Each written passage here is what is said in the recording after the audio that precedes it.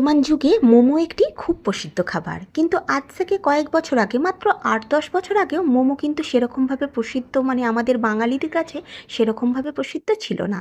এই পাহাড়ি খাবারটাকে বাঙালিরা এমনভাবে আপন করে নিয়েছে এই বছর কতক হলো। আজ থেকে 10-12 বছর আগে যখন আমি গ্রামের বউ কিংবা গ্রামের মেয়ে ছিলাম, সেই সময় মোমো কি এই বিষয়টা আমারও জানা ছিল না।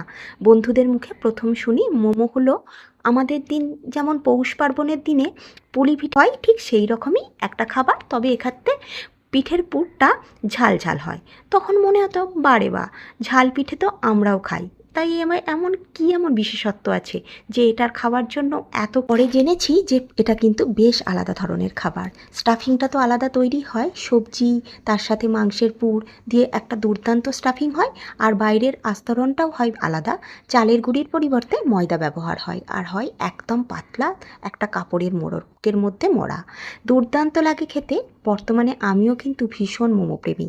দোকানে লাইন দিয়ে বা ভালো করে রেস্তোরাঁতে মোমো খাওয়ার জন্য আমি এখনও পথ চেয়ে বসে থাকি। আর পাহাড়ে ঘুরতে গেলে তো আর কথাই নেই। 2-1 দিন যে কদিন থাকি, সে কদিনের মধ্যেই রাতের খাবার বা সকালের খাবারের একটা সময় আমি মোমো রাখি। মোমো খেতে আমার এতটাই ভালো লাগে।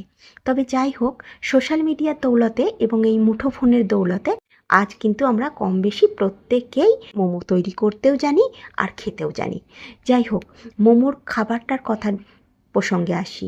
মোমোটা কিন্তু একদম বাঙালিদের খাবার নয়, পাহাড়ি একটা খাবার, কিন্তু এই খাবারটা এতটাই প্রসিদ্ধ হয়েছে শুধু বাঙালি ঘরে নয়, প্রত্যেকটা ঘরে, মানে অবাঙালি ঘরেতেও এটা কিন্তু ভীষণভাবে প্রসিদ্ধ হয়েছে।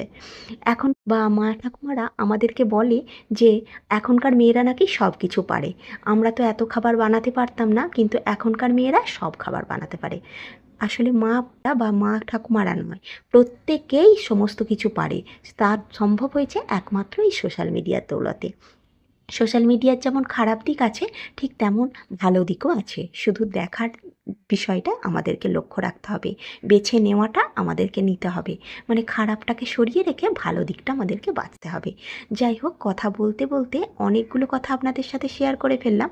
আর মোমো র্যাপিংয়ের ব্যাপারে আসি। মোমো র্যাপ করতে আমি সেরকম ভালো পারি না, ওই মুড়ে মারে পুঁটলির মতন করে একটা র্যাপ তৈরি করেছি। যাই হোক, খেতে কিন্তু মোমোগুলো দুর্দান্ত হয়েছিল। আপনাদের মোমোর রেসিপি কেমন লাগলো, আর তার সাথে সাথে আজকের এই গল্প কথা আপনাদের কেমন লাগলো অবশ্যই কমেন্ট করে জানাবেন।